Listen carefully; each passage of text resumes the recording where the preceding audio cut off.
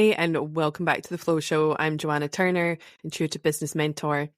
And today's episode is, not surprisingly, all about flow.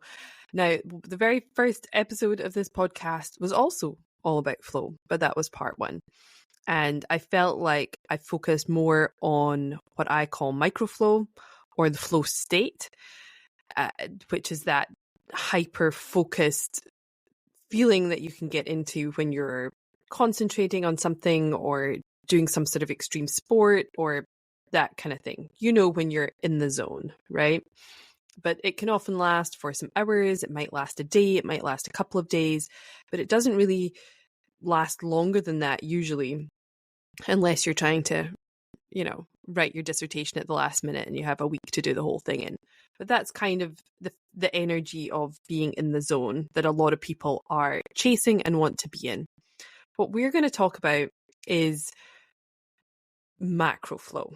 So macro flow is more of a state of being and a way of living rather than just Now, this is a concept that I had no idea existed. I wasn't aware of the name of it. I wasn't aware of any of the stuff I'm going to speak into today when I started experiencing it. And I'm sure you're probably the same because to some extent, I'm going to guess that you've experienced it in your life. And one of the ways that we know we're in flow is through synchronicity. Basically, when something happens, I don't need to really explain, I'm sure synchronicity too, but when you are like, oh my goodness, what happened? I can't believe it. What a coincidence. I was just either thinking about you, I see you in the street, but it's more those sort of almost occurrences or series of events that could not have happened any other way. Either the timing was perfect, you feel like it was like beyond chance, like a higher power had to be involved in the orchestration of those events in your life, and it made you stop and go, wow, that's crazy. Except it's not. It's a real thing. So synchronicities, signs are one of the ways that you can know you're in flow. Another way is when you feel like you are sort of living effortlessly. You're not trying to push and hustle. You're not in fear. And we're going to get into all this in a deeper way. Now, when I suppose I've experienced synchronicities at different points in my life, but I wouldn't say I had experienced them in a short amount of time or a whole bunch of them until I was really following my soul's path. And that's another way that I find the synchronicity show up, is a sign that you are on the right path, that you are in alignment with your soul's purpose. And so when these everything sort of lines up and you go, right, yeah, you can take a deep breath. You're like, I am on the right path. I know I'm on the right path, and I'm getting all of the signs to show me I'm on the right path. The other way people talk about it sometimes is following the breadcrumbs. The next thing leads you to the next thing, leads you to the next thing. And of course you were supposed to meet the person who sent you to the place, and you went to the place and you met the person. And that kind of series of events is just becomes magical. And you couldn't have planned it to be any more like that. And I might have mentioned somewhere in the podcast, I'll give you an example of the difference of not being in flow and being in flow. So when I was 30, I had just spent 6 years living in Bermuda, and I decided that I'd been made redundant from my job. The whole company was closing down. And I decided I would take a year off and go traveling before I moved to Australia. That was the big plan, the dream, and I was going to make it happen no matter what. Right? This was before my spiritual awakening. This was, sort of as I was just sort of maybe starting my spiritual awakening, let's say. Because one of the first places I went was Thailand, where my spiritual awakening properly started to happen. Anyway, we're not going to talk about that. But that year, and it turned into sort of more like 16, 17 months before I actually made it to Australia. That year was totally planned out before I left Australia. Almost everything was planned. And I decided I needed to make the most of my time. There were certain places I wanted to go. So I had booked all my flights. I booked all my accommodation. I had booked all of my tours. I did a whole bunch of tours because I was traveling more or less on my own, except when I was in these tours, and there were a whole bunch of countries that I was going to visit that I didn't want to be on my own traveling through. It felt safer to me to be in a group. And also I kind of felt, look, I'm not going to miss the highlights or I'm not going to miss anything important in these countries if I go on the organised tour. So I had all my tours booked. I had all my flights, the accommodation. I had transfers booked from the airport in most countries that I was a little uncertain about. And that was how I had decided my year would be. And so that I didn't leave a whole bunch of room for a change of plans. Like, there were a few changes of plans as it worked out in the end, but I had sort of planned it to the absolute nth degree. Now, I like to plan things when I am uncertain, if I feel a little bit like I'm out of my comfort zone, if I'm out of control. I like to be as planned and prepared as I possibly can be for that occurrence. And then I feel like I'll be sort of more able to cope with the thing. I am so much better now, but that was how I used to sort of deal with things in my life. I was like, if I don't know how it's going to go, at least let me have everything I might possibly need. On that trip, I had always had my little sort of day pack or little sort of handbag thing with me, and it had hand sanitizers, toilet seat covers, tissues, just in case there wasn't any toilet paper in these places. I'm like, I'm going to be in all these third world countries, but my goodness, I'm going to have absolutely everything I need to take care of myself. And nowadays, I don't use, alcohol-based hand sanitizer and things like that. My perception of these things has changed, but in those days, I was very worried about things like that and making sure that I had everything I needed. Anyway, that was one of the ways I used to do things. Also, when I was, I have this other funny example, and we'll get back to the travel bit in a minute, but I used to be a surf lifesaver in Australia, which is one of those volunteer lifeguards on the beach. I don't know if you've ever seen Bondi Rescue.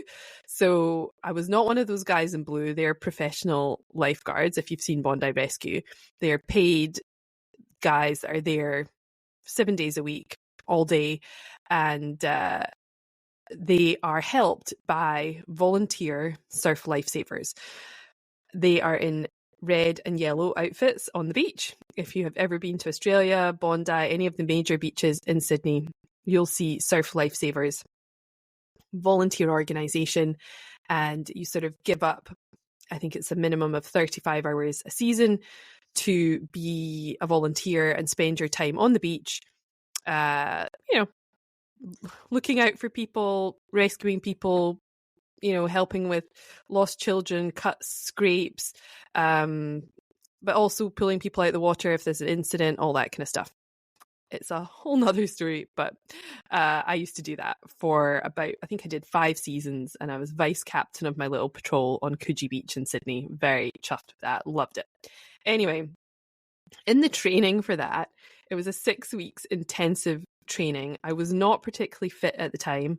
I was a bit overweight, and I was so concerned about the amount of physical training I had to do in that 6 weeks and what I was going to have to do and be put through in the water, in the waves and the surf, that I would turn up to every Saturday and Sunday morning session with at least one large bag of kit, sometimes 2 bags of kit, which would include 2 towels, my wetsuit, wet booties, change of clothes, 3 different types of sunscreen, 3 water bottles, snacks, um, 3 pairs of goggles, probably, 5 swim hats, a spare swimsuit, you name it, I had it with me, right? I would humph this stuff all the way down to the beach every Saturday and Sunday morning because I was so like, oh God, what if something happens that I don't have the thing for? And in contrast, my mate would rock up in bare feet, swim shorts, with a towel over his shoulder. End of story. He didn't even have a backpack with him. That was it. And I just remember looking at him one day thinking, wow, you are not living in fear over this. I was like in total fear and control, trying to control my environment in a very environment where I felt very out of control. So I often think of that situation and just laugh at the difference in our ways of handling that. But he was also a young guy who was fit and had grown up in New Zealand surfing and was very confident in the water, confident in the waves, and obviously had a whole different experience of his 6 weeks training. It probably wasn't too taxing for him. So anyway, one of the best things I ever did in my life. I got a huge amount out of it, and it was a big catalyst for me to get that changed my life in the end. Anyway, but that's another story. But anyway, so that is the difference between trying to control a situation that is uncontrollable, right? The surf is uncontrollable, the boats, the rescues, there was nothing I could do to control all that stuff, except I was trying to control my situation. He's like, I'm cool, I'll go with the flow, right? My favorite example. But in contrast to that year, back to the travel story of having everything booked, planned, researched, everything down to the ground. When I had been in my business for about a year, I started traveling full time with no home address. I had one big suitcase and one small suitcase with me. And that was, apart from one suitcase I had stashed at a friend's house, that was, actually at the beginning I did have a storage unit. Let's be honest, I did have a storage unit at the beginning, but the suitcases were all I had with me. I had no home address at that point. I did go back later and empty the storage when my friend Patricia, who you met in episode, I think 2 with the Feng Shui, was horrified to find out that I had storage units. Apparently that is really bad for stuck energy and having things stashed away in storage units. So I did go back and empty, I had 2 storage units in the end. I went back and emptied them in quite dramatic fashion. So anyway, I had very little belongings. I had got rid of so much stuff. I had really, really downsized, and I basically had no plan. I didn't even plan to start this traveling when it started. I went to LA for an event in August of 2015. I can even remember. And I knew I was going to that event at the beginning of August. And there was also an event I wanted to attend in San Diego at the end of August. And I had been living in Sydney at the time. And I thought, I'll fly over to LA at the beginning of August. I really want to do that training. It's a lot to fly back to Sydney for 2 weeks and then fly back to San Diego. And I was sort of trying to figure out how I could do that. And then this little voice inside of me was like, why don't you just stay? And it was like that brain emoji, like, what? I could just stay for the whole month? Like, what? And I know some people are like, yeah, Joe, of course you would. Why wouldn't you? But that, honestly, giving myself permission to go to LA in the first place for 2 weeks or the week or whatever I was there for the event seemed like a big deal in the first place. And then giving myself permission again to stay in LA and then go to this other event felt kind of wild at the time, right? It seemed like a big expense. I had just started my business, so I'd been like a year in business, sort of by that time, but it just felt a little bit crazy.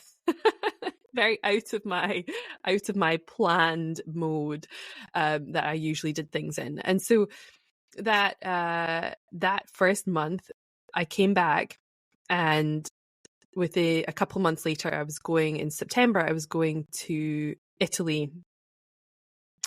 That was already planned. But in that time, when I was in LA, my flatmate said, I'm moving out. I'm moving on. And I was like, oh gosh, do I want a new flatmate? What am I going to do with my lease? And that month, though, had given me the confidence to think, do you know what? Maybe I could do this full time. Maybe I could start traveling. Maybe I don't need my house anymore. And I went back in that sort of period of time, packed up everything.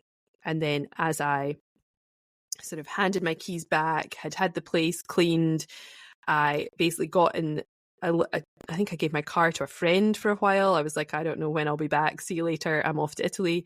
And I walked out of that house and I got in a taxi and I went straight to the airport and flew to Florence, Italy. And that was really the start, the September 2015, when I had no home address for 4 years. Now, the girl that planned everything had no plan. She had no clue it was going to last for 4 years. I had no idea where I was going next. And I just literally went with the flow. I followed the breadcrumbs. I decided to just go to the next event. I was like, okay, from Florence, I'm going to go to Rome. And my friend came and met me in Rome and we had a great time in Rome. And then I was like, right, where am I going from here? And then I would just literally join the dots between the next event, the next retreat, the next training that I wanted to attend somewhere in the world. And I just allowed myself to go with the flow for the first time in my life, which is kind of scary and kind of crazy to think back at it at the time. I was like, what was I doing? What was I up to? But the beautiful thing about that is that it taught me so much. It taught me what faith is. It taught me what trust is. It taught me surrender. It taught me synchronicity. I learned so much about myself. I learned so much about the way the universe works. And obviously, I was also going to all of these trainings and healings and having this big spiritual awakening at the same time. And this adventure really took me all over the world. And it took me to all these weird and wonderful places and unexpected adventures. And I started to notice the crazy synchronicities. And I started to notice the more I relaxed, the more easy things were. And the more I trusted the journey and my path, and everything kept unfolding. And I would meet amazing people and I would hear the same thing and I would follow the next sign. And I did that for 4 years in total. I can't believe it. I can't believe I did that. At the end, to be very, very honest, my body was exhausted. I was tired and I was ready for a home. And I found my home in flow. And that was all amazing. I'm not going to tell you I didn't have obvious moments of fear of trying to control things even on that journey. Of course I did. But the more that I leaned into faith and trust, the more magical things would unfold, and the more amazing it was. And I just sort of, the more I think I maybe found out about human design during those years, I must have done. And I would start to wait to get an invitation to things, which made it even easier to flow because I'm a projector in human design. So the invitations would come. Would you like to come here? Would you like to come speak at this event? Would you like to attend this event? Whatever it was. I found that the invitations flowed when I was in flow. And that was all unfolding really miraculously. So it was definitely something, it wasn't something I was looking for, but it sort of found me as a way of living and being. And obviously, I'm just very grateful that I experienced it sort of first and then was able to put some context around it and realized that this was a thing. It was a way of living. It was a philosophy even, and a way that people, people lived their lives always. I was like, wow, this is a whole thing. I had no idea. So very briefly around the philosophy of it that I have discovered, that I, again, at the time had absolutely no idea when I started that it was a thing. So it turns out to be a Taoist philosophy. So it's the concept of Wu Wei, and that is Wuwei, Wu Wei. And when I was like, there's a thing? It's a philosophy? What the heck? This is amazing. So Wu Wei can be sort of simplified down into effortless action or non-action. So it's movement. So it's obviously flow is energy in movement, and Wu Wei is effortless action. So it's not doing anything. It's doing things, but in without the hustle behind it, right? And it's also this thing that can almost not be described, right? So of course I'm trying to help people live in it and describe it. Of course I am. So, but it is a way of sort of acting in a way that is natural, spontaneous, and aligned with the flow of the universe, right? So it's not pushing against something. It's when you don't have the resistance and you're allowing things to happen through you, not to you, right? So we often, when we are in, because this concept is actually a very quite high vibration, to be able to allow yourself to be in it is where was I going with that? Where was I going with that? Very good question. Anyway, I've got too many things swirling around in my mind. Anyway, we'll go back to it. So you're not pushing, you're not in resistance, you're allowing.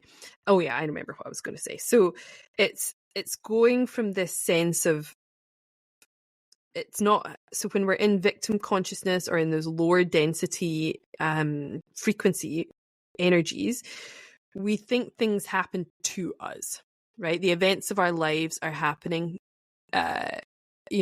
against us, to us. I, got this thing happened to me, the world's against me, that kind of thing, right? So to think things are happening to you. And then there's this like shift up the scale. We talked about the scale of consciousness. So as you shift up that scale of consciousness, you sort of shift into this, I can make it happen energy. And that's something I experienced at the beginning when I did some Tony Robbins work. I was like, oh my God, I'm in control. I can make this happen. I can create my future, and I just need to push hard and figure it out and hustle and make it happen. And so that's the kind of, it's a bit more empowered, of course, but it's not, it's still hard. There's still like an energy of having to push and make it happen. It's a very sort of masculine hustle energy, and it's not flow, right? And then the sort of level up from that, when you're sort of moving into flow, is things happen through me. So it's this sense that the universe is working through you. Things happen for you, not to you. And the way somebody once described it was that we are all different musical instruments, imagine.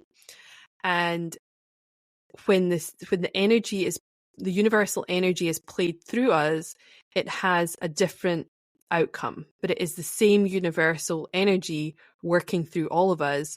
It's just, will we allow it to play us in a beautiful, harmonious tune, right? What would happen if we allowed that energy to guide our lives, to be for us, not against us, right? So this sort of higher place is very difficult to get to if you are, like I was, trying to control every aspect of your life or your travel or whatever you were doing, right? So when I'm trying to control things, there's no space. There was no space really on that trip for change. There was no place. If I loved one of the places I went to visit, I couldn't just say, do you know what? I'm going to stay here for a week. This is wonderful. I'm loving this beach resort. Let me stay for a week and then I'll carry on to my next destination. Oh, I've met these really cool people. I'm going to start traveling with them for a few weeks and see what unfolds. There was none of that, right? I was on a schedule. I had 2 days here, 3 days here, 4 days here. I was getting on the plane. I was traveling with these people. I was meeting that person there. There was no space for that. The only thing that really disrupted my travel was the New Zealand earthquakes in 2011 and down in Christchurch. I was supposed to fly into Christchurch. I think a week or a couple. No, it must have been a week after the earthquakes happened. I was supposed to fly into Christchurch, and obviously that wasn't going to be possible. So my whole trip got changed. I still went to New Zealand, but I flew into Auckland and, did it that way. The other thing that changed my schedule was a cyclone. Coming in, I was I was in Cairns in northern Queensland in Australia when Cyclone Yasi hit, which was a Category 5 hurricane, hit, or cyclone as they call it. So that changed my plans. Otherwise, it just meant that I joined a different tour group and the tour started in a different way. And in that pocket of time, I was able to go and stay with a friend for a few days and then come back. But it was a really scary, scary time as well. So my year only, and my mum was always joking that I was always like, I just missed these huge natural disasters, or I was just okay, and they sort of would follow me around the planet. But everywhere I went, it was totally fine. And maybe I was in more flow than I give myself credit for. But the space for spontaneity was squished out. And anyway, so you can see the difference from not knowing where I'm going next to in comparison. And I'll give you one example that I think I'll mention Patricia, my lovely friend again, was how I met Patricia. I had been invited to speak at an event in Bali, and I obviously went to Bali, went to the event, and this girl, Patricia, rocked up, who I obviously didn't know. I think we were friends on Facebook or something like that, or maybe she followed me. She didn't really know how it had happened, and I didn't really know either. But anyway, I'd popped up on her Facebook feed talking about the fact I was speaking at this event, and she knew that she had to come and meet me. Some deep knowing that was important. Anyway, she rocks up at this event. She lived in Bali at the time. I was just visiting. And she says, like, hi, I'm Patricia, in her wonderful, like, happy Irishness. And she said, I'm supposed to meet you. I've come here to meet you. And I'm like, okay, weirdo stalker lady. This is weird. But within a couple minutes of talking to her, I was like, oh no, we're good. She's like, she was my friend instantly. And we just got on really well. But the funny thing was, she said, where are you going after this? Where are you going? And I said, I don't know. So the accommodation was provided with this speaking event for a couple of days. And then after that, I didn't know where I was staying. And for me to not know where I was staying in Bali, in another country, was a wild concept. And I said to her, I said, hey, I'm trying to live more in the moment. I'm trying to be more in flow and not, I don't know where I'm going. And she said, wow, you must come and stay with me. She said, I have a spare room. It's got an ensuite bathroom. We have a swimming pool. We're right out in the beautiful rice paddy fields. You must come and stay with us. And I was like, okay, do you want to ask your husband first? And she was like, no, Ken loves having visitors. And I went, okay. And after that speaking event, I went to stay with this girl that I had just met. And they were just wonderful hosts. We got to know each other. They took care of me. They were just amazing. So If I had been so in control, I might not have met my friend. She wouldn't have invited me to her home. And that has obviously grown into a friendship that's spanned all those years. And since I think maybe 2016, and we've met and stayed with each other all over the world, and it's been really wonderful. So yeah, we definitely met in flow in that circumstance.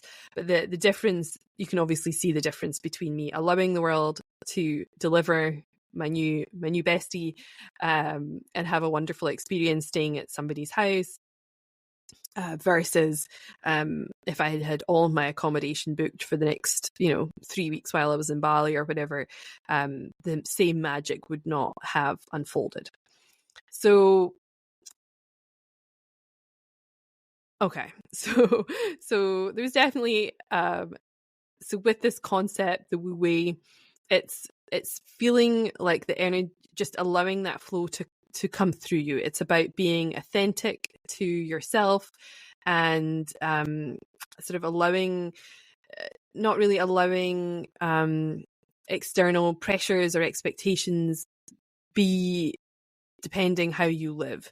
The way I lived was very much, did well in school, went to university, got the corporate job, took another corporate job, and I was, following what I thought I should do and the expectations that I felt were on me, rather than what I wanted to do with my life and how I wanted to live it. Of course, I didn't know any better any sooner, and it all unfolded perfectly. But it's, in hindsight, I can see the very stark difference between what my life used to be like and what it looks like now. So there's this effortlessness to it. We talk a lot about being in alignment. What is that? But really, it's about being really good in the present moment. So you can't be in flow if you are worrying about the past or worrying about the future. It's all about being present. And when you're present, you can actually magically bend time. Things become really flexy and really fun. So yeah, we talk a lot about time bending when we talk about flow. Things just magically happen. Like you are able to catch the flight that you might have missed if you'd been in another energy. You're also surrendered to the fact that if you miss the flight, it's okay, because in every moment you are exactly where you're supposed to be, and everything that is happening is supposed to be happening. So this concept of this shouldn't have happened to this happened to me and for me is really key in every single moment, right? So I'll give you an example of an accident of some sort. Right. I'll use my back injury. So when I was doing my surf life saving, that volunteer thing, I badly hurt my back, and it sort of stopped me in my tracks. It stopped me exercising. It stopped me hanging out with my friends, because we sort of exercised and hung out together, and it stopped me going to my work, and it stopped me doing a whole bunch of things. And at the beginning, when that happened, I went into a sort of depression, because my life as I'd known it had been sort of snatched away from me, it felt like.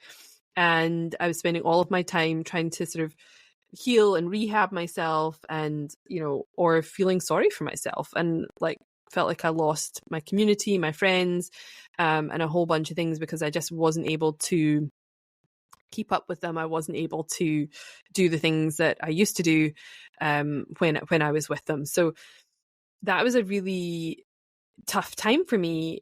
And looking back, it was the best thing that could have ever happened. But in that moment, there is absolutely no way, if you had said to me, hey, Jo, there's this concept of flow and Wu Wei, and this is going to be really good, I'd have been like, shut up, you're talking nonsense.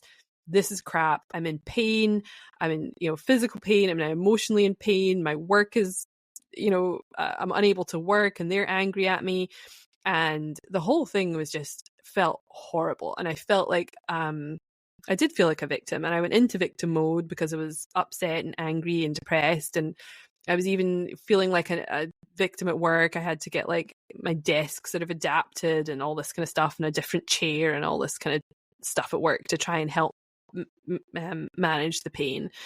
Because sitting was really one of the hardest things I could do was to be in that seated position, because that's how the accident happened, was the compression in my lower back was when I was sitting in the rescue boat when we smashed over the wave. Anyway,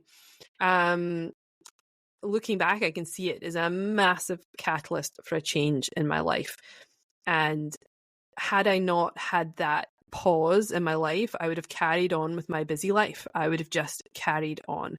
But that pause in time allowed me the space to reevaluate things, to realize I didn't really want to be in that job. It gave me space away from the job to look into other things. And I thought, well, maybe I do want to study nutrition. And I ended up going to a nutrition school.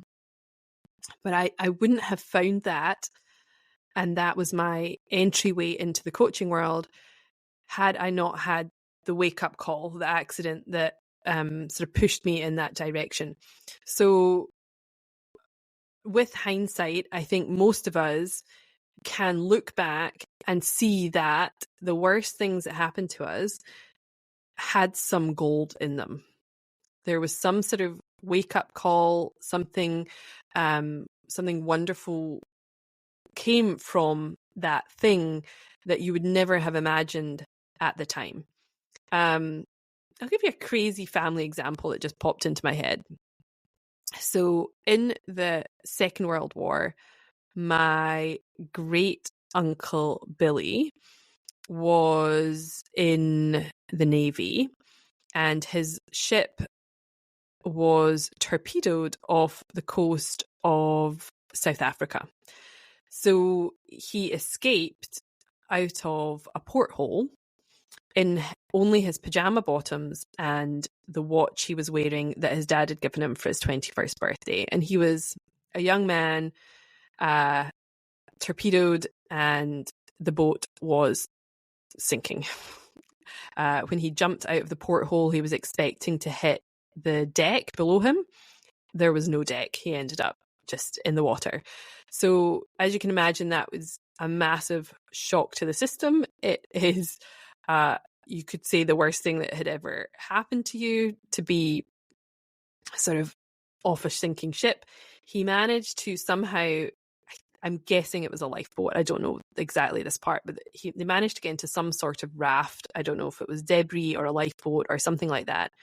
And the German boat that had torpedoed them, actually the guys were in the middle of the ocean on this little raft of some sort. I'm guessing, where do we go? They didn't even know which direction to paddle in. And luckily, the guys on this German boat pointed them in the direction of the shore. And they were like, it's that way. Because obviously they're disorientated. It's the middle of the night. They've landed in the water. They just didn't know which way was north, south, east, or west. So these guys did point them, very grateful for that, in the right direction for shore. Somehow these guys managed to, I'm guessing they must have been in a life raft, paddle their way back to shore. And when they got to the shore, obviously they weren't eaten by sharks. Off the coast of South Africa is massive shark territory.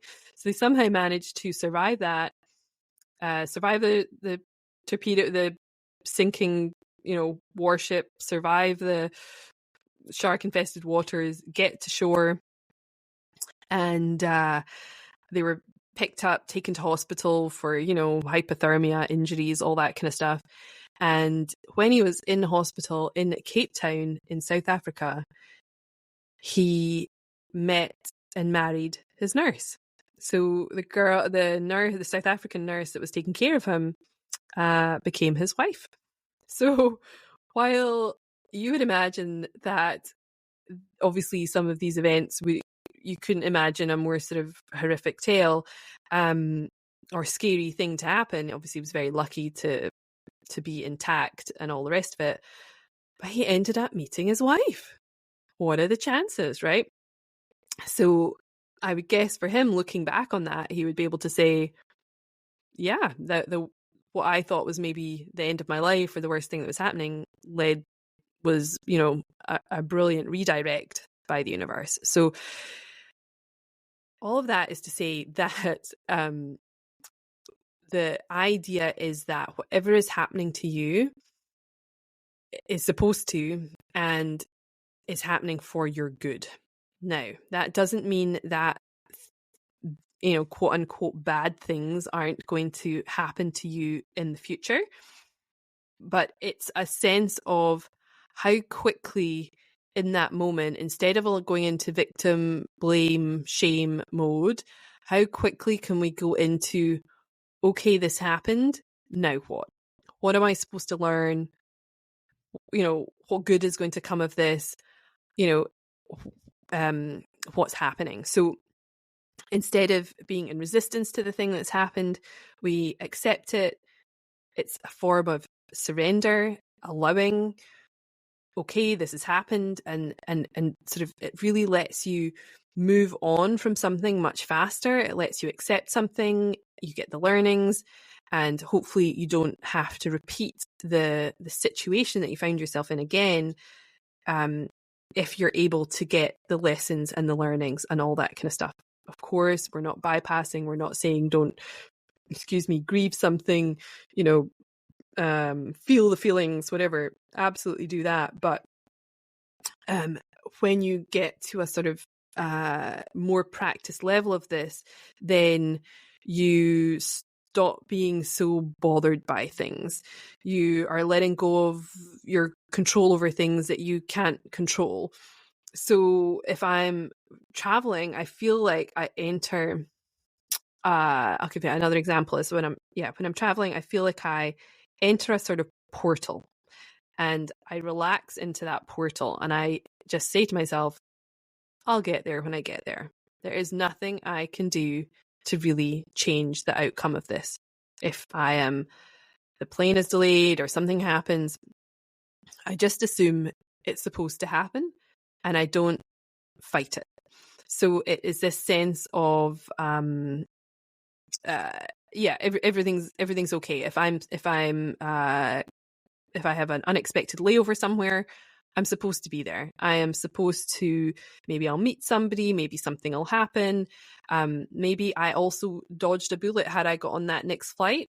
Maybe I wasn't supposed to be on that. Maybe something else that was beyond my awareness would have happened had I got on the flight versus not getting on the flight.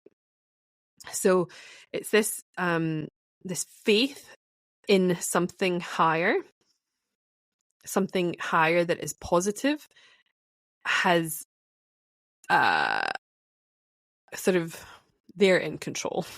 They have a bigger plan that we have no clue or concept about, and allowing ourselves to lean back into that higher positive power.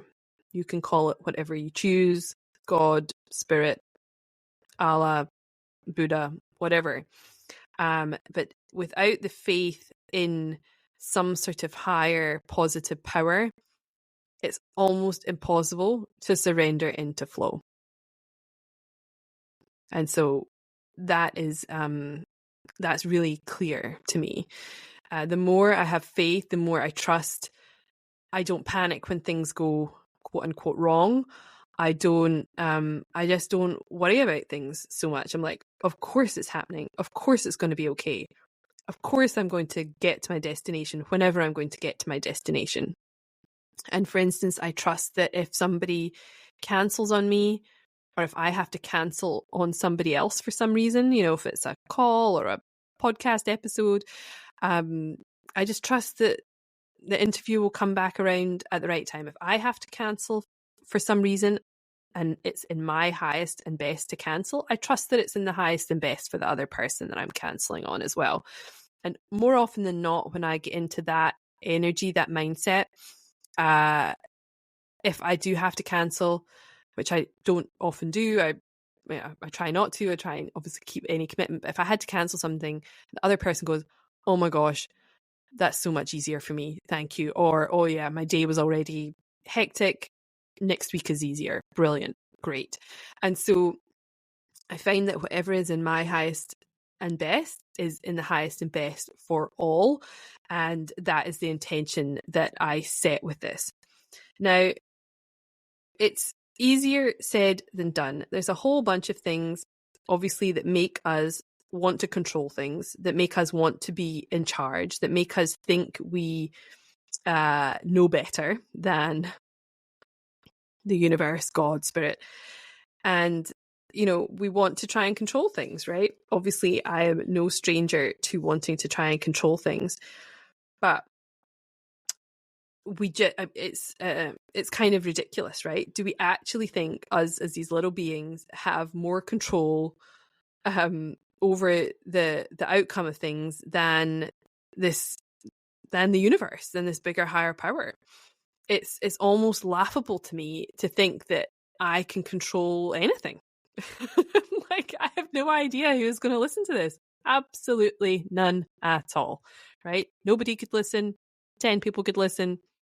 100,000 people could listen. I have no concept of who's going to listen to this and then what action they may or may not take from this. Absolutely none at all, right? So to think that I can control anything is absolutely beyond me, right? Like, it's almost funny, right? But the other thing that blocks, so lots of things block flow, and being able to be in that energy of surrender and trusting this higher power. And one of those things is fear. And so many of us live in fear. What if it doesn't happen? What if it's not working out for me? What if I'm late? What if I'm not fast enough? What if I've missed the boat? What if I've, all of this stuff, right? We live in this so many people live in this constant state of fear. And we've had that drummed into us over the last 4 years, right? Everything we see in the news, in the media, it's all very, fear-based and scary. And it's designed that way. They would rather you lived in fear and tried to control your entire life than trusted and lived in this beautiful state of flow and faith and trusting and alignment and spontaneousness and trusting your intuition and acting on your intuition, right? Tapping into this higher power and, allowing your intuition to guide your actions and your decisions, and as opposed to overthinking and trying to logically plan X, Y, and Z out, right? So it's a wild thing, but this fear is huge. And so a huge part of being able to lean more into flow and live more into flow is about healing your traumas.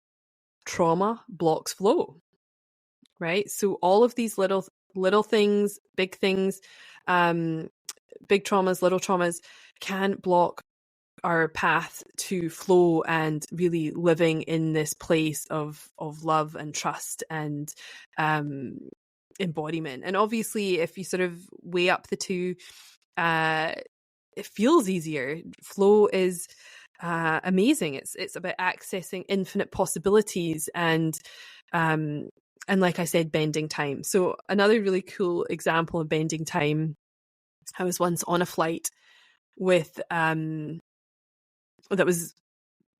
already been very delayed. We were being further delayed in the air. We were like circling, all this kind of stuff. And I had I can't even remember which airport it was, but I had a connecting flight. And my first reaction was to go into, oh God, what? Oh no, I'm going to miss my flight, blah, blah, blah. That's a pain in the neck, yada, yada. And then I stopped and I said, no. At the time, my branding, I called myself the Flow Alchemist. And alchemy is obviously turning things originally from lead into gold. And really what the alchemy that I like to think I was turning fear into flow. And I sat there and I was like, for God's sake, you cannot call yourself the Flow Alchemist if you're going to be in fear about missing a flight. This is ridiculous. Like, stop. So I took a deep breath, I closed my eyes, and I decided to open my Akashic Records. And they said, yeah, you are being ridiculous. You can't call yourself the alchemist if you're not going to live this way. Like, wake up. And I was like, okay, I've got it. And they said, look, you're not going to miss your flight, but what you have to do is you have to speak to the air hostess, get her to move you up to the front of the plane. When you get off the plane, you have to find somebody in a high vis vest and they will help you. And I was like, okay. So I spoke to the air hostess. She was very nice. She moved me up to the front of the plane. And I got off the plane and I'm rushing and whatever. And I see this person in a high vis vest. I said, look, I'm trying to get this flight. I have like 20 minutes or something. And I had to change terminals. And I had already sort of been sort of running, but as soon as the first person in high vis, I was like, please help me. I've got to get to this place. And she said, no problem, follow me. And she took me through like an area that had been sort of cordoned off that was actually like this crazy shortcut over to this next place, which I would never ever have found on my own. I would have gone way off in the wrong direction. So this person in high vis led me through this maze, sort of through bits that had been sort of cordoned off and stopped or whatever. So we went away through a back way, and then we jumped in one of these little buggies. She's like, this way, jumped in the buggy, and she drove me the rest of the way to get on the plane. And I'd also been running before I met my magical angel in high vis. And so I get on this plane, I'm like, like puffed, like sweating, but I made it. And they literally, as I stepped on the plane, they closed the doors behind me. Everybody's kind of looking at me like, oh my God, why have you been delaying us? Like, we should have been away. And they had, and I believe they had held the plane for me coming. Plus I had the help from this magical angel in high vis. So that, to me, when I sat down, I was like, okay, I get it. Like, I'm sorry I didn't immediately trust. I have my faith. And oh my God, that person in high vis was magical. So there's it's a much easier way to live. It feels like this deep breath. It's a really beautiful thing, and it's a way that you sort of, you let go of your attachment to the outcomes, your expectations of things happening the way you think they should. And the cool thing is, when you let go of that and when you stop forcing things and situations to be the way you want them, they usually turn out way better than you could ever have expected or planned. And things seem to work out, like my flight, seamlessly. Like, things just happen. You just manage it. And it is really, really miraculous. And when I mean, these are just some tip of the iceberg little stories that I'm just thinking of in the moment, really, as we talk. But the magic that has unfolded for me is really beyond, and I'm sure I'll continue to tell you more stories as we go, but it's it's really, really beautiful. So there's this feeling of sort of flexibility. It allows you to adapt more easily to change, and obviously life is changing constantly. Like, that is the only thing that is actually changing. So instead of being in frustration and resistance, we can bend. And one thing that I noticed, actually, another sort of metaphor here, is recently we had some really bad storms in Scotland, and the local park where I walk Bella every day had a lot of trees down. And I was just noticing what trees had come down. And so either the trees that had not survived the storm were rotten already, right? So full of all the bad stuff, unhealed, I guess, right? So they were rotten, or they had shallow roots, so they didn't have a really deep root system. So when I will compare the root system to our faith, so the deeper our faith, the more easy it is to withstand and flow within within a situation, to be flexible. And the deeper we're rooted, the harder it is to uproot us, right? We can stay calmer. We can, as maybe in the next episode, I think it is I talk about being the eye of the storm. So it really allows us to be in that center place of calm as things can happen around us, but we know we're okay. We are in the calm and in the middle of the storm. So this flexibility. And the other piece was, I think the things that were uprooted were on less stable ground. So obviously the trees that were maybe on the side of a riverbank or something like that, they were more likely to go down. So again, when your footing is not strong, when you're not grounded, properly grounded, you're more likely to be blown off path or blown over. And then the ones that did survive were flexible. They were more bendy, right? They were able to bend with the storm, and they were able to weather that storm. So just a little example there. So these things just come to me in the moment. I don't know what I'm ever going to say when I open my mouth. But anyway, so the more that we can sort of detach ourselves from, obviously heal these traumas, and then allow ourselves to be okay with whatever is happening, trusting that something good will come from it, we're then less likely to we're not seeking validation or, needing things from external sources. We become our own source. Our source is our source. We don't need all these external things. When I packed up my house and let go of everything and then finally went back and emptied those storage units, I was letting go of things that I had attached my identity to as well. The fancy clothes or the stuff, or all of the stuff I had. It wasn't really defining me. It wasn't who I was, and letting go of that really let me become more aware of where I had been seeking or thinking that things were giving me validation, or something I was getting something from these external things. But the way I ended up living, or the way I sort of started living, I didn't have the space to have those things. And so they no longer had such control over my life. They didn't have that, I wasn't like, oh, look at me in my house and my car and my, my fancy this and that. No, I didn't have any of that. So nobody could define me by it. And it was really, really quite freeing. So I'm not telling you to pack up all your stuff and get rid of all your belongings, but it's really interesting to see how freeing it is to live without the need for all of these things giving you validation at the same time. Now, one of the hardest things that people sort of have when we sort of talk about living in flow and allowing the things to unfold, there's a couple of pieces. One, the first thing I said was it was this effortless action. So it doesn't mean we're not doing anything, right?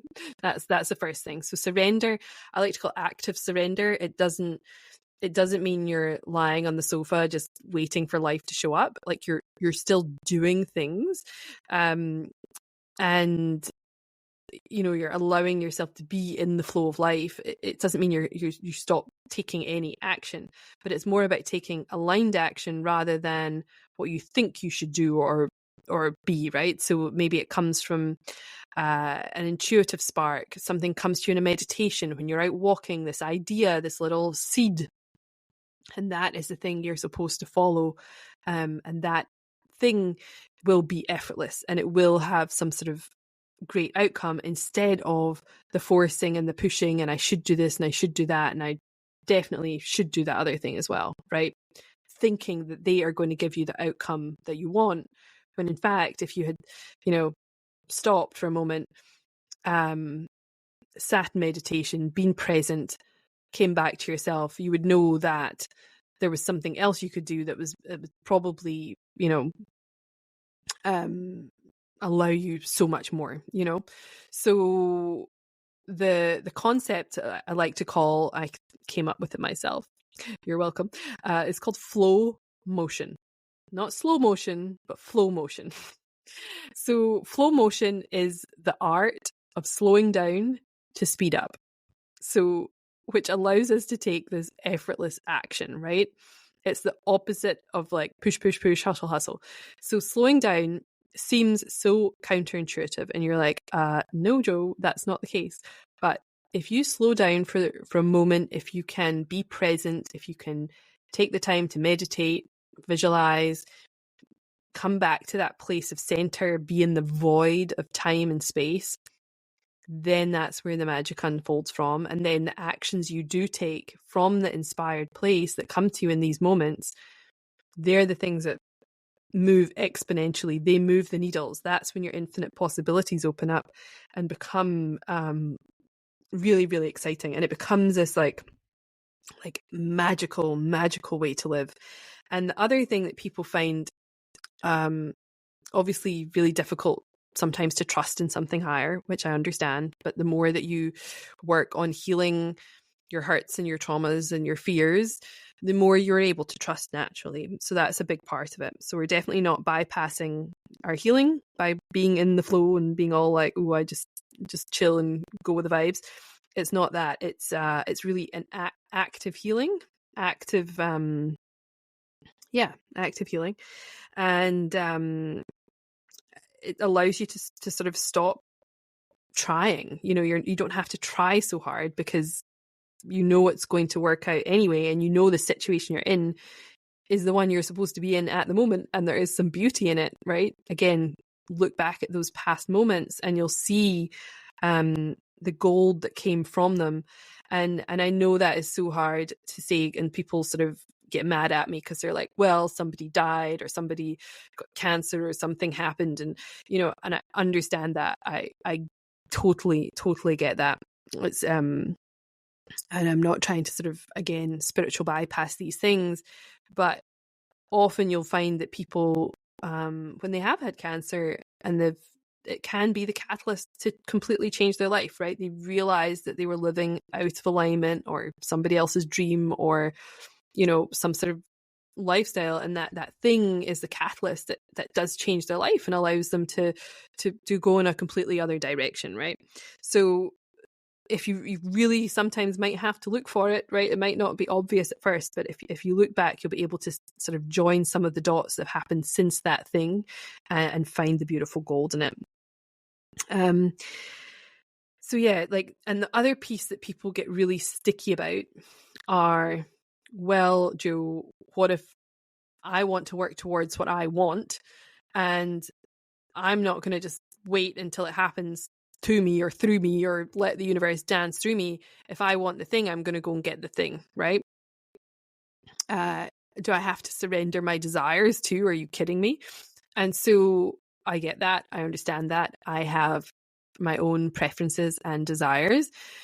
However, I trust that the universe knows me, knows what I want, knows who I am, and they have a version of what that should be that might be even better for me, for my life, for my soul's purpose, for my higher thing. I'm going to trust that whatever is supposed to be in my life will be, and it might be wildly beyond what my limited version of desires or what I think I can be, do, and have are. So while I can have these beautiful preferences and a personal desired outcome, whether that's going to happen or not, I don't know. It might get to be even better, right? But you also, I'm not saying that you can't manifest your dreams and your visions and all that kind of stuff. You still can obviously do all that, but this is like the next level up almost, right? It's like, what if I just allowed it to be even easier, even better, right? So there's another layer to it.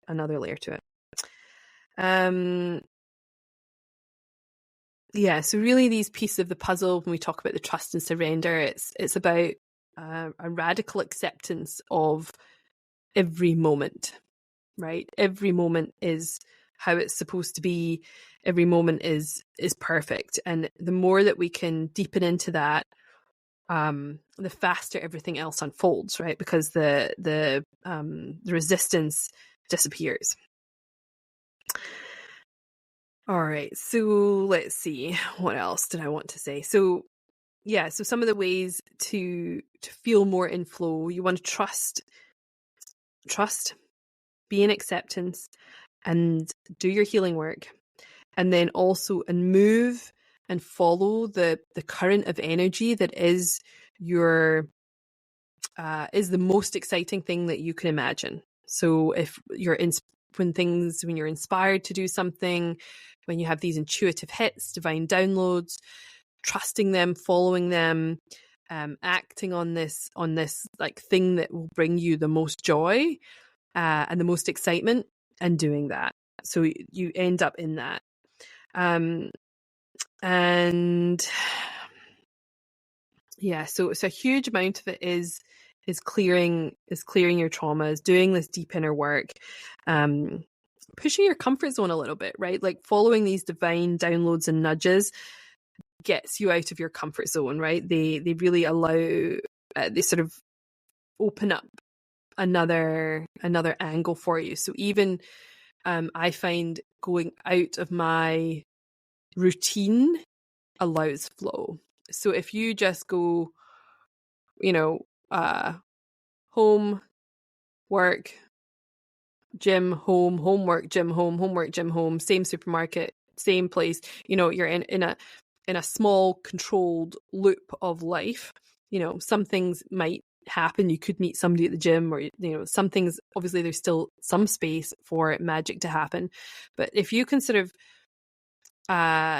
change up things, and that's what I find when you don't have to let go of your whole life and go traveling, but the more that you are out in different environments and sort of almost giving the world an opportunity to flow through you, I have found that that's when I really experience some magic, because I'm sort of out of my norm. I'm open. I'm available for the magic to happen. I'm available for new experiences. So, even if you just switch up your usual coffee shop, or your, whatever that normal routine is, like to break it, to allow you to sort of meet new people and to do something that's different. So, anyway, I could go on about this. There is so much in it.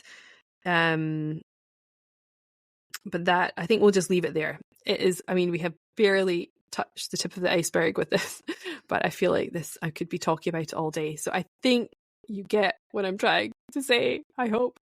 But I know it is one of these things that you can have resistance come up, right? I'm sure during this, you're like, Jo, actually that thing that happened to me, you haven't got a clue. And, that's okay. If you want to stay in that level of consciousness, you absolutely can, right? But what I have found with flow and being able to sort of see the events happen in each moment means I am taking back my power, or I can see the things and the places that I have been giving my power away to, the events, the circumstances, all of that stuff, right? The more you resist, the more you're giving your power away to all these other things. And so when you can sort of let go and realize what's been feeding off your energy and where you've been giving all this energy to, this lean back really allows you to be more in your true power, and ultimately you then have the most powerful co-creator there possibly could be, right? So tapping into that higher power is immense. Like when you have, as Gabby Bernstein would say, the universe has your back, right? Like that is the magical place to be. So, yeah, I'll leave it from there. I think I'll leave it there. I've got more to say, but anyway, we'll leave it there for a moment. Okay, so what I would love is to hear your experiences, to hear what you think about that. Do you experience flow in your life? Have you felt the synchronicities? Like, do you get signs that you're on the right path? Like, do you know, like, how do you know you're in flow? I would love to know that. You can also leave questions or comments on the show. There is a place to be able to do that. So I would love to hear from you. You can also tell me, what would you love to hear about next on the show? Is there somebody you'd love me to interview? I would be more than happy to do that. I would love also a review, or if you share this show, you can literally just go in. There's a little box with an up arrow. You can hit that and you can share the show to your stories, to Instagram, to Facebook, whatever. And I would massively appreciate that. And you can leave a review, all that good stuff. Also, if you are somebody that wants to experience more flow in your life and would like to work with me, then I'll pop a link in the show notes for a free consultation call. I work as an intuitive business mentor, so I really love helping entrepreneurial women get back into flow and get their business back into flow, so they don't have to keep hustling and burning out and being in that constant loop, that they can really tap into this flow to create a business that has got infinite possibilities and bends time and is just truly magical. And that is what I absolutely love to do with the help of the Akashic Records, with the deep healing, healing the hurts, healing the traumas, all that kind of stuff. And using the Akashic Records to really allow us to get into that amazing stuff. So if you are interested in that, definitely book a call, no obligation consultation call, and I would love to chat to you about that and see if it's something we'd like to work together on. Okay, that is it. Take care. Have a wonderful